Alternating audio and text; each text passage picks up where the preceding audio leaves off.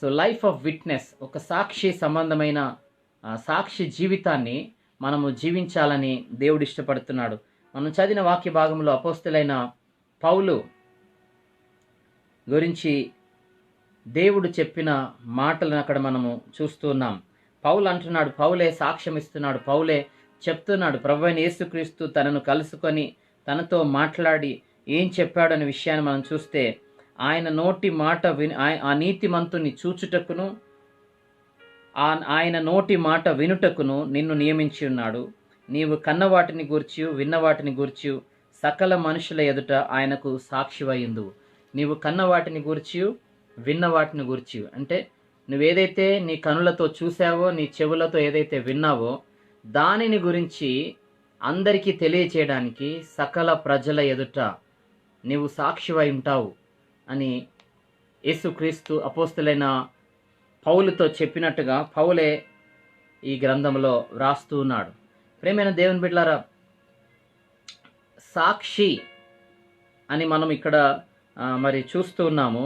కానీ ఒరిజినల్గా గ్రీక్ బైబిల్లో సాక్షి అనే చోట మార్టీర్ అనే పదము చాలాసార్లు వ్రాయబడింది.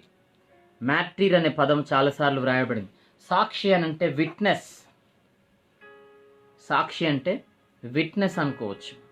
కానీ మరి దేవుని గ్రంథములో, పరిశుద్ధ బైబిల్ గ్రంథములో గ్రీక్లో ఒకవేళ మనం చూసినట్టయితే సాక్షివై ఉందువు లేదా సాక్షి అనే పదము ఉన్న చోట చాలాసార్లు సాక్షి అనే పదానికి మార్టీర్ అనే పదము అక్కడ వ్రాయబడినట్టుగా మనం చూస్తాం.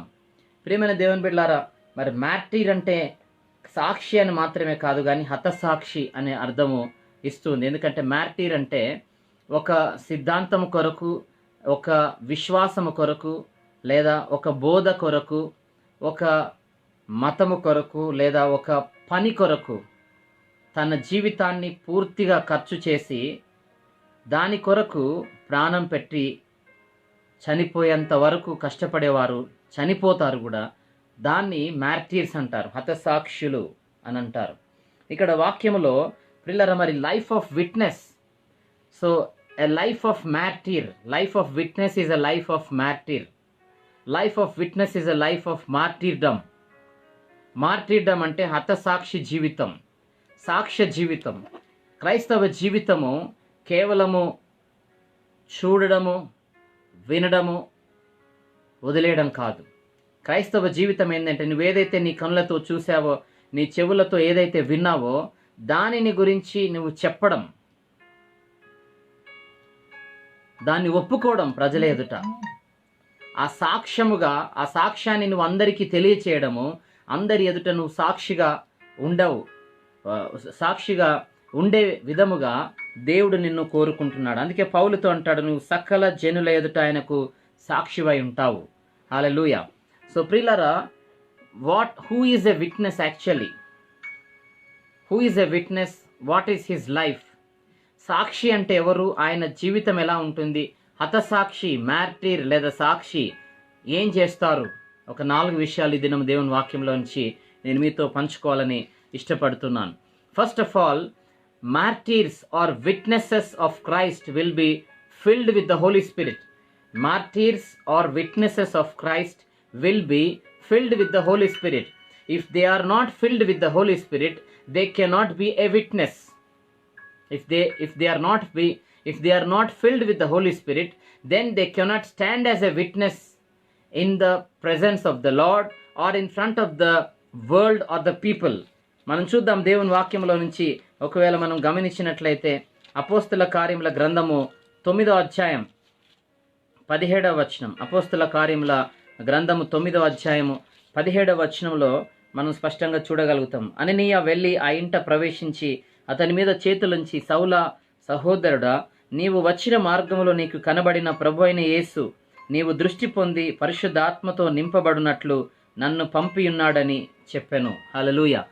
అననీయ ఇక్కడ వెళ్ళి సౌలు అనబడిన పౌలు కొరకు వెళ్ళి అతని మీద చేతులుంచి ప్రార్థించాడు, అతను పరిశుద్ధాత్మను పొందుకోవాలని, పౌలు పరిశుద్ధాత్మతో నింపబడాలని పౌలు సాక్షిగా వాడబడాలని, దేవుని అభిషేకాన్ని పౌలు పొందుకోవడం కొరకు యేసుక్రీస్తు అననీయాను అక్కడికి పంపినట్టుగా మనము దేవుని వాక్యంలో చూస్తున్నాం.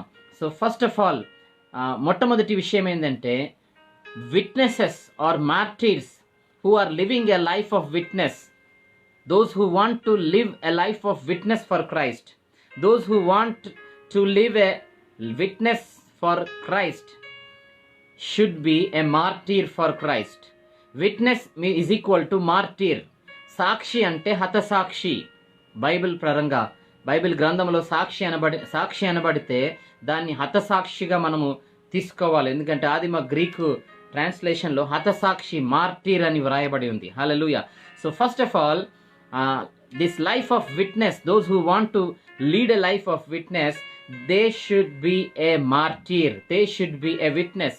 So first of all the martyrs are the witnesses of Christ will be or should be filled with the Holi Spirit. అపోస్తల కార్యముల గ్రంథము 1వ అధ్యాయం 8వ వచనం మనందరికీ బాగా తెలిసిన వాక్య భాగం. అపోస్తల కార్యముల గ్రంథం 1వ అధ్యాయం 8వ వచనం, ఆయనను పరిశుద్ధాత్మ మీ మీదికి వచ్చినప్పుడు మీరు శక్తి నొందెదరు గనుక మీరు యెరూషలేములోను యూదయ సమరయ దేశములందంతటను భూదిగంతముల వరకును నాకు సాక్షులయ్యుందునని వారితో చెప్పెను. హల్లెలూయా. ప్రియులరా, ఇక్కడ సాక్షులై ఉండాలి అని అంటే there is a prerequisite condition to be fulfilled. ఒక షరతు ఉన్నది. వారు సాక్షులుగా ఉండాలి అంటే వారు శక్తి పొందాలి. వారు శక్తి పొందాలి అంటే పరిశుద్ధాత్మ వారి మీదకి రావాలి. Hallelujah. So a person who want to lead a life of witness for Christ or the martyr himself, a martyr should be filled with the Holi Spirit. A martyr should be filled with the Holi spirit. Then only he can witness for Christ. ఇక్కడ అంటున్నాడు, ఆయనను మీ మీదికి, పరిశుద్ధాత్మ మీ మీదికి వచ్చినప్పుడు మీరు శక్తి నొందెదరు గనుక నాకు సాక్షులయ్యుందురు. ఎక్కడెక్కడ అనేది అక్కడ చెప్పాడు. కానీ ఆ స్థలములన్నీ మనం వదిలేస్తే తర్వాత ఏమంటున్నాడంటే, నాకు కనుక మీరు సాక్షులై ఉంటారు. If you are filled with the Holi spirit, then only you can be my witness. Lord Jesus is saying, if you are filled with the Holy Spirit, then only you can be my witness, then only you can be my martyr. యేసుక్రీస్తు కొరకు, ఆయన సువార్త కొరకు హతసాక్షులు అవ్వాలి అని అంటే, ఆయన సువార్త కొరకు, యేసుక్రీస్తు కొరకు సాక్షులుగా బ్రతకాలి అంటే, first of all the life of a witness, the life of a martyr or the martyr himself should be filled with the Holi Spirit. Unless and until you are filled with the Holy Spirit, you cannot and you may not give a witness for Christ. వాక్యంలో యేసుక్రీస్తు అదే కదా అంటున్నాడు, పరిశుద్ధాత్మ మీ మీదికి వచ్చినప్పుడు మీరు శక్తి పొందుతారు కనుక నాకు సాక్షులై ఉంటారు. So if there is no indwelling of the Holy Spirit, if there is no filling of the Holy Spirit in your life, then you are powerless, you are weak. So because of your weakness, because you have no power to proclaim, you have no power to be a witness, you have no strength and power to live a martyr life for him, to live a life of witness for Christ. So first of all, martyrs or the witnesses of Christ should be filled with the Holy Spirit. సాక్షిగా ఉండాలంటే సాక్ష్యం యొక్క శక్తికి మూలం పరిశుద్ధాత్మ. హల్లెలూయా. నేను చెప్పేది మీరు క్యాచ్ చేస్తున్నారు అనుకుంటున్నాను, అర్థం చేసుకుంటున్నారు అనుకుంటున్నాను. నువ్వు సాక్షిగా బ్రతకాలి అంటే, యేసుక్రీస్తు కొరకు సాక్షిగా బ్రతకాలి అంటే, సాక్ష్యం యొక్క శక్తికి మూలము పరిశుద్ధాత్మ. పరిశుద్ధాత్మ ద్వారా శక్తిని పొందుకుంటావు. ఆ శక్తి ద్వారా నువ్వు సాక్ష్యాన్ని ఇవ్వగలుగుతావు, సాక్షిగా బ్రతకగలుగుతావు. So without the Holi Spirit you cannot lead a life of witness. అపోస్తల కార్యముల గ్రంథం 6వ అధ్యాయం 5వ వచనంలో ఒకవేళ మనం చూస్తాం. అపోస్తల కార్యముల గ్రంథం 6వ అధ్యాయం 5వ వచనం, ఈ మాట జన సమూహం అంతటికి ఇష్టమైనందున వారు విశ్వాసముతోనూ పరిశుద్ధాత్మతోనూ నిండుకొనిన వాడైన స్టెఫెను. 7 సంఘ పెద్దల గురించి మనం చూస్తే విశ్వాసముతోనూ పరిశుద్ధాత్మతోనూ నిండుకొని ఉన్నాడట. The church elder Stephen was filled with the Holy Spirit. పరిశుద్ధాత్మతో నింపబడి ఉన్నాడని దేవుని వాక్యము సెలవిస్తున్నట్టుగా మనము చూడగలుగుతాం. 7వ అధ్యాయం 55వ వచనంలో కూడా మనం చూసినట్టయితే 7వ అధ్యాయం 55వ వచనం, అయితే అతడు పరిశుద్ధాత్మతో నిండుకొన్న వాడై ఆకాశం వైపు తేరి చూచి దేవుని మహిమను యేసు దేవుని కుడిపార్శ్వమందు నిలిచి ఉండుటను చూచి. హల్లెలూయా. సో ఇక్కడ సంఘ పెద్ద అయిన స్టెఫెను పరిశుద్ధాత్మతో నిండుకొనిన వాడై ఉన్నాడు. 2 సందర్భాల్లో వ్రాయబడింది, అతను పరిశుద్ధాత్మతో నింపబడినవాడు.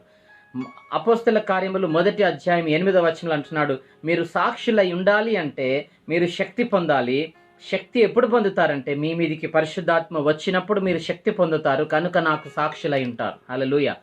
So the martyrs are people who want to lead a life of witness should be filled with the Holy Spirit first of all.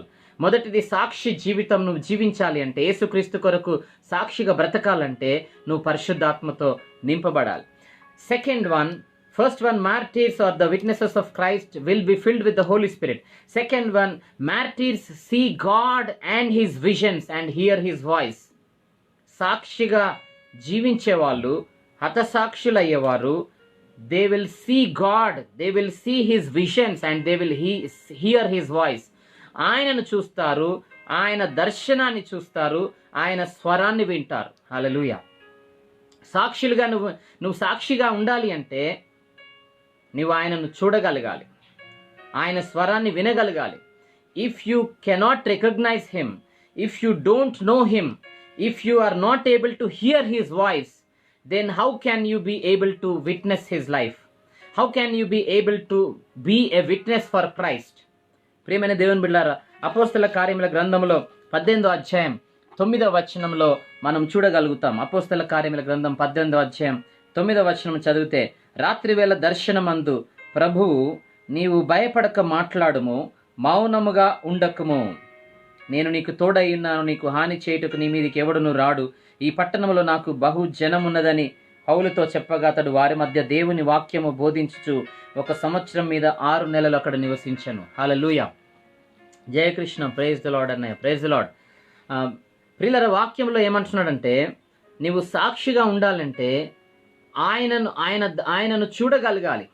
ఆయనను సాక్షులుగా ఉండేవాళ్ళు ఆయన దర్శనాన్ని పొందుకుంటారు, ఆయనను చూడగలుగుతారు, ఆయన స్వరాన్ని వినగలుగుతారు. ఇక్కడ చూడండి, 1 సంవత్సరం మీద 6 నెలలు అపోస్తలుడైన పౌలు దేవుని వాక్యాన్ని ఆ పట్టణంలో, మరి కొరింథీ పట్టణంలో ఆయన అక్కడ ఉండి దేవుని వాక్యాన్ని ప్రకటించడానికి గల కారణం ఏంటంటే, he saw Christ in a vision. Apostle Paul saw Christ in a vision and he heard his voice.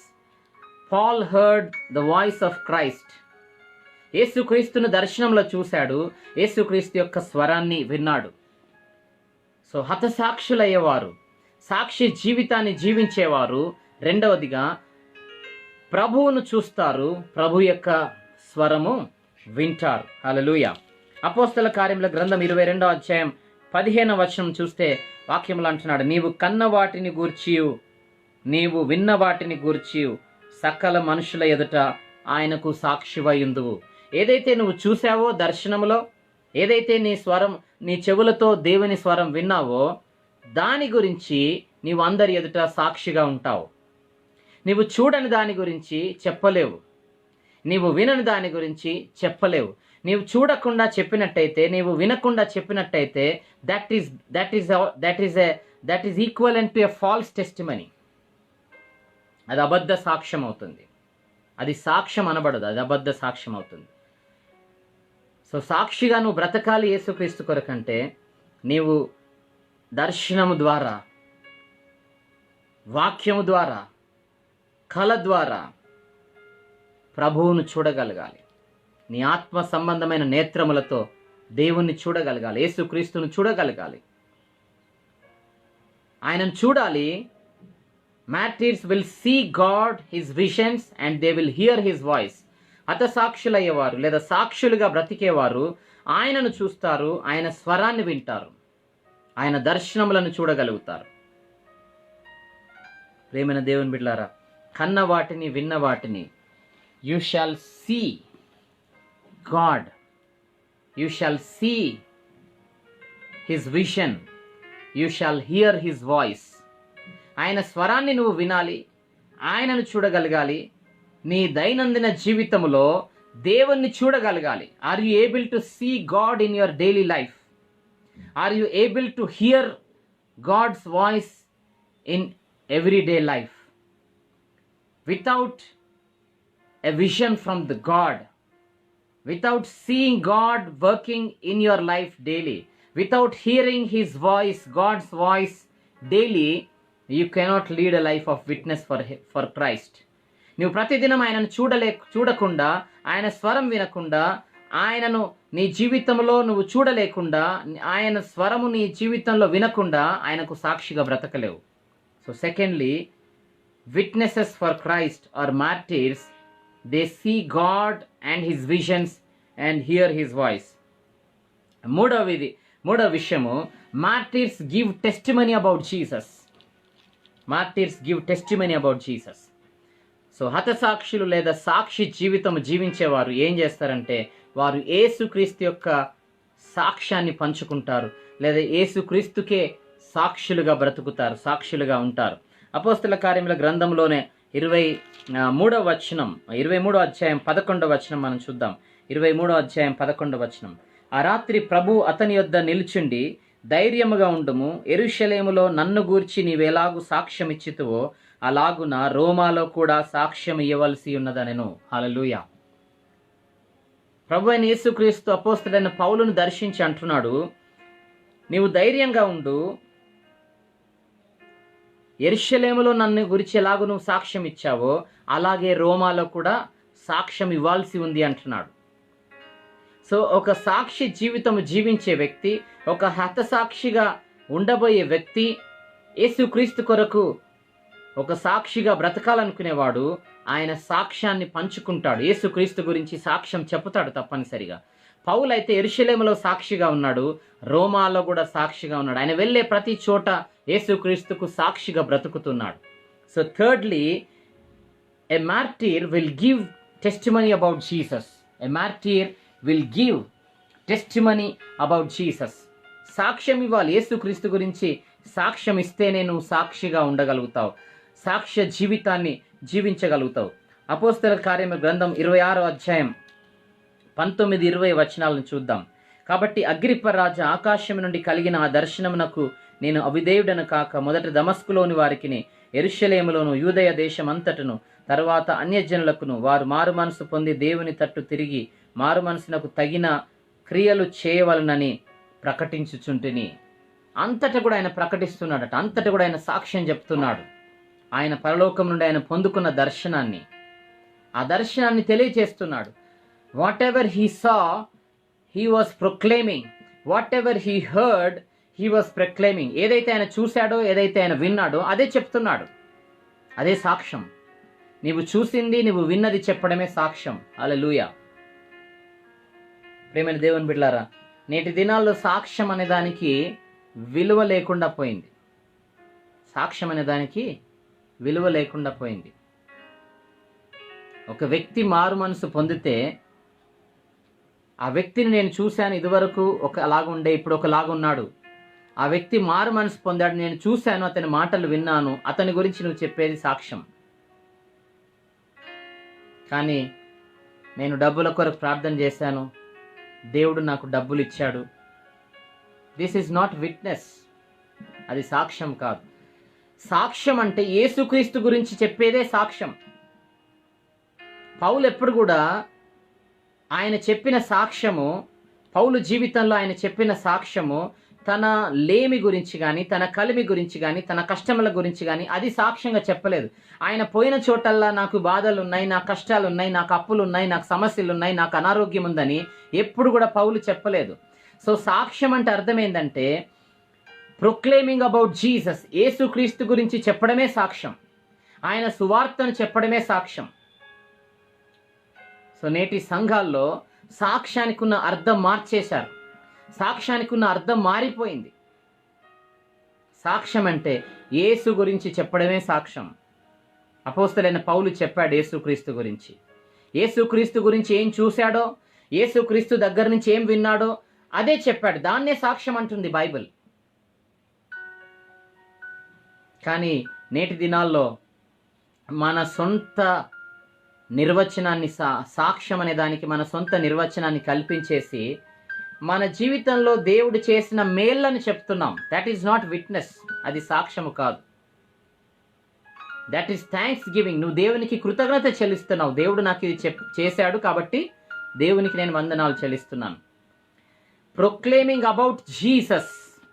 యేసుక్రీస్తు గురించి చెప్పడం, యేసుక్రీస్తు గురించి వేరే వాళ్ళకు చెప్పడం, యేసుక్రీస్తు నీ జీవితాన్ని ఎలా మార్చాడు, నీ పాప జీవితంలోనికి యేసుక్రీస్తు ఎలా ప్రవేశించాడు, నీ త్రాగుబోతుతనం నుంచి దేవుడు నిన్ను ఎలా విడిపించాడు, దాని గురించి చెప్పడం, యేసుక్రీస్తు నీ జీవితంలో చేసిన పని గురించి చెప్పడం సాక్ష్యం. హల్లెలూయా. అఫ్ కోర్స్ మన దైనందిన జీవితంలో దేవుడు చేస్తున్న మేళ్ళన్నీ కూడా ఆయన చేస్తున్న పనే, నేను కాదనను. కానీ ఇవే ఎక్కువ అయిపోయినాయి సాక్ష్యం అంటే. యేసుక్రీస్తు గురించి ఇంకెవరు చెప్పట్లేదు. ఆయన ఇచ్చే మారు మనసు గురించి, రక్షణ గురించి ఎవరు చెప్పట్లేదు. సాక్ష్యం అంటే రోగం తగ్గిపోతే చెప్పడమే సాక్ష్యం, డబ్బులు లేకపోతే డబ్బులు అడిగితే వచ్చిందే సాక్ష్యం, వివాహం కాకపోతే వివాహం అయింది సాక్ష్యం, వివాహం అయిందని చెప్పడం సాక్ష్యం, సంతానం లేకపోతే సంతానం ఇచ్చాడు అది సాక్ష్యం అనుకుంటున్నారు. That is not witness. That is only not witness.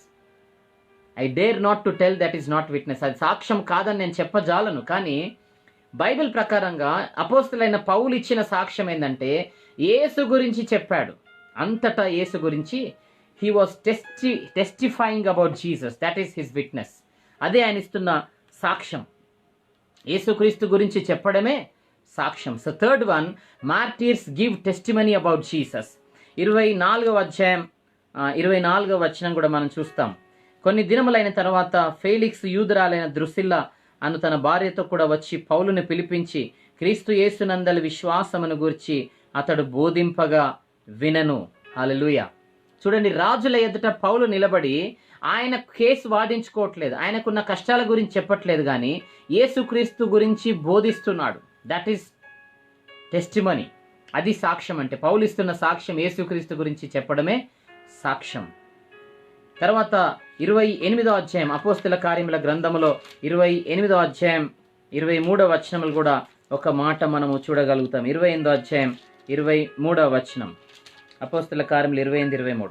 అతనికి ఒక దినము నియమించి అతని బసలోనికి అతని యొద్దకు అనేకులు వచ్చిరి. ఉదయం నుండి సాయంకాలం వరకు అతడు దేవుని రాజ్యమును గూర్చి పూర్తిగా సాక్ష్యం ఇచ్చుచు. దేవుని రాజ్యాన్ని గురించి సాక్ష్యం ఇస్తున్నాడట. So speaking about the kingdom of God, speaking about Christ is testimony. అదే సాక్ష్యం. దేవుని రాజ్యాన్ని గురించి చెప్పడం సాక్ష్యం, యేసుక్రీస్తు గురించి బోధించడం సాక్ష్యం, యేసుక్రీస్తు గురించి అనేక మందికి తెలియజేయడం సాక్ష్యం. దాన్ని సాక్ష్యం అంటారు. సో మార్టీర్స్, హతసాక్షులు ఏం చేస్తారంటే యేసుక్రీస్తు గురించే చెప్తారు, యేసుక్రీస్తు గురించే మాట్లాడతారు, దేవుని రాజ్యం గురించే బోధిస్తారు, దేవుని రాజ్యం గురించే మాట్లాడతారు. That is the life of witness. అదే సాక్షి యొక్క జీవితం. సాక్షిగా బ్రతికేవాడు ఏం చేస్తాడంటే మొట్టమొదటిది పరిశుద్ధాత్మతో నింపబడతాడు, రెండవది దేవుణ్ణి చూడగలుగుతాడు, దేవుని స్వరాన్ని వినగలుగుతాడు, మూడవది యేసుక్రీస్తు గురించి సాక్ష్యం ఇస్తాడు, యేసుక్రీస్తు గురించే బోధిస్తాడు, యేసుక్రీస్తు గురించే మాట్లాడతాడు. నాలుగవది చెప్పి నేను దేవుని వాక్యాన్ని ముగించి ఆ తర్వాత మీ కొరకు ప్రార్థన చేయాలని ఇష్టపడుతున్నాను. Fourth one is martyrs risk their lifes for the sake of Jesus gospel and they lay down there lifes. నాలుగో విషయం ఏంటంటే సాక్షి జీవితం జీవించేవారు లేదా హతసాక్షులు యేసుక్రీస్తు యొక్క సువార్త కొరకు వారి జీవితాన్ని పణంగా పెట్టి అవసరమైతే వారు యేసుక్రీస్తు కొరకు, ఆయన సువార్త కొరకు, ఆయన కొరకు సాక్షిగా బ్రతకడం కొరకు వారి ప్రాణాలను అర్పించేస్తారు, వారి ప్రాణాలు ఇచ్చేస్తారు. అపోస్తల కార్యముల గ్రంథంలోనే 20వ అధ్యాయం 20వ వచనంలో ఒక మాట మనం చూడగలుగుతాం. అపోస్తల కార్యముల గ్రంథం 20వ అధ్యాయం 20వ వచనం, మరియు ప్రయోజనకరమైనది ఏది దాచుకొనక బహిరంగముగాను ఇంటింటను మీకు తెలియజేయుచు బోధించుచు దేవుని ఎదుట మారు మనసు పొంది మన ప్రభు అయిన యేసుక్రీస్తునందు విశ్వాసం ఉంచవలనని యూదులకును గ్రీసు దేశస్థులకును ఎలాగూ సాక్ష్యం ఇచ్చుచుంటున్నో ఇదంతయు మీకు తెలియను. ఇదిగో నేను ఇప్పుడు ఆత్మయందు బంధింపబడిన వాడినై యెరూషలేమునకు వెళ్ళుచున్నాను. అక్కడ నాకేమేమి సంభవించునో తెలియదు గాని బంధకములను శ్రమలను నా కొరకు కాచుకొని ఉన్నవని పరిశుద్ధాత్మ ప్రతి పట్టణములోను నాకు సాక్ష్యం ఇచ్చుచున్నాడని తెలియను. హల్లెలూయా. ప్రియమైన దేవుని ప్రజలారా, పరిశుద్ధాత్మ దేవుడు కూడా సాక్ష్యం ఇస్తున్నాడు. అపోస్తలుడైన పౌలు గురించి, పౌలు యేసుక్రీస్తు గురించి సాక్ష్యం ఇస్తే పౌలు గురించి పరిశుద్ధాత్మ దేవుడు సాక్ష్యం ఇస్తున్నాడు. పౌలు గురించి పరిశుద్ధాత్మ ఇస్తున్న సాక్ష్యం ఏంటంటే, నీకు బంధకాలు ఉన్నాయి, నువ్వు యేసుక్రీస్తు గురించి చెప్తుంటే నీకు బంధకాలు ఉన్నాయి, నీకు శ్రమలు ఉన్నాయి, నీకు మరణము భవిష్యత్తులో ఉంది అని పరిశుద్ధాత్మ దేవుడు సాక్ష్యం ఇస్తున్నాడు. The Holy Spirit is seeing Paul's life.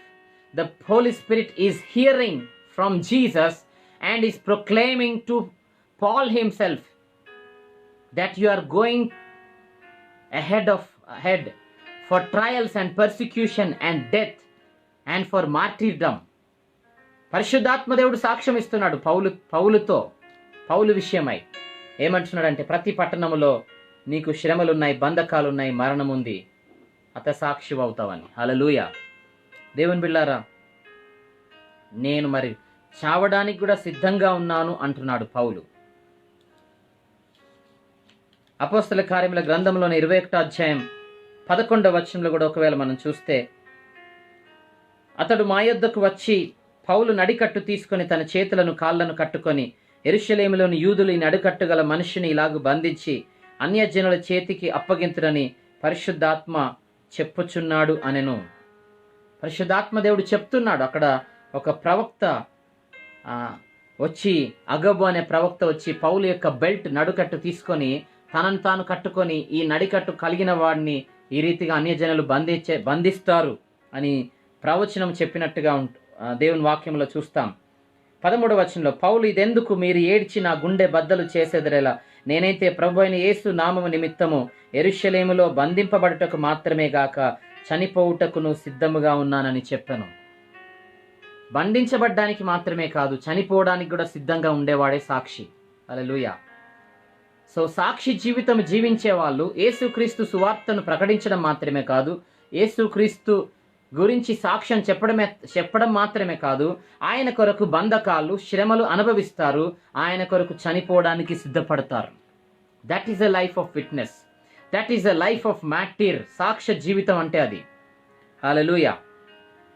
2వ కొరింథీయులకు రాసిన పత్రిక 12వ అధ్యాయం, కొరింథీయులకు రాసిన 2వ పత్రిక 12వ అధ్యాయం 10వ వచనంలో కూడా ఒక మాట మనము చూడగలుగుతాం. కొరింథీయులకు రాసిన పత్రిక 12వ అధ్యాయం 10వ వచనం, నేనెప్పుడు బలహీనుడును అప్పుడే బలవంతుడును గనుక క్రీస్తు నిమిత్తము నాకు కలిగిన బలహీనతల్లోనూ నిందలలోను ఇబ్బందులలోను హింసలలోను ఉపద్రవములలోను నేను సంతోషించుచున్నాను. హల్లెలూయా. యేసుక్రీస్తు గురించి సాక్షిగా బ్రతికేవాడికి బలహీనతలు, నిందలు, ఇబ్బందులు, హింసలు, ఉపద్రవాలు ఉన్నాయి, అయినా కూడా వీటన్నిటిలో సంతోషిస్తాడు. వాడే యేసుక్రీస్తు కొరకు సాక్షిగా ఉంటారు. నీకు హింస రాగానే దేవుని దగ్గర నుంచి తొలగిపోవడం, నీకు ఇబ్బంది రాగానే, ఉపద్రవం రాగానే, శ్రమ రాగానే, బలహీనత రాగానే యేసుక్రీస్తుని విడిచిపెట్టేవాడు సాక్షి కాదు. సాక్షి కాదు. ఆ జీవితం సాక్షి జీవితం కాదు. సాక్షి జీవితం అంటే క్రీస్తు కొరకు బలహీనతలలో, నిందలలో, ఇబ్బందులలో, శ్రమలలో, ఉపద్రవములలో, హింసలలో సంతోషించేవాడే సాక్షి. అపోస్తలైన పౌలు సంతోషించాడు. ఆయనే సాక్షి జీవితం. So fourthly, martyrs are the people who live a life of witness for Christ will risk their lives and will lay down their lives for Christ himself. ప్రేమైన దేవుని బిడ్డలారా, 4వదిగా సాక్షులు క్రీస్తు కొరకు, క్రీస్తు సువార్త కొరకు వారి జీవితాన్ని పణంగా పెడతారు. వారి జీవితాన్ని దేవుని కొరకు ప్రాణార్పణంగా అర్పించేస్తారు. సో క్రైస్తవ జీవితం అంటే సాక్షి జీవితం. క్రైస్తవ జీవితం అంటే సాక్షి జీవితం. సాక్షి జీవితం అంటే 4 విషయాలని దినం మనం చూసాం. మొట్టమొదటిది, సాక్షులుగా ఉండేవారు. సాక్షులుగా ఉండాలి అంటే, సాక్షి జీవితం జీవించాలి అంటే క్రీస్తు కొరకు నువ్వు సాక్షిగా బ్రతకాలంటే దేవుని శక్తి, పరిశుద్ధాత్మను నువ్వు పొందుకోవాలి. Martyrs will be filled with the Holi spirit. రెండవది, సాక్షిగా నువ్వు బ్రతకాలి అంటే నీవు దేవుని చూడాలి, దేవుని స్వరాన్ని వినాలి. పౌలు దేవుని దర్శనం చూశాడు, దేవుని స్వరాన్ని, ప్రభు స్వరాన్ని విన్నాడు.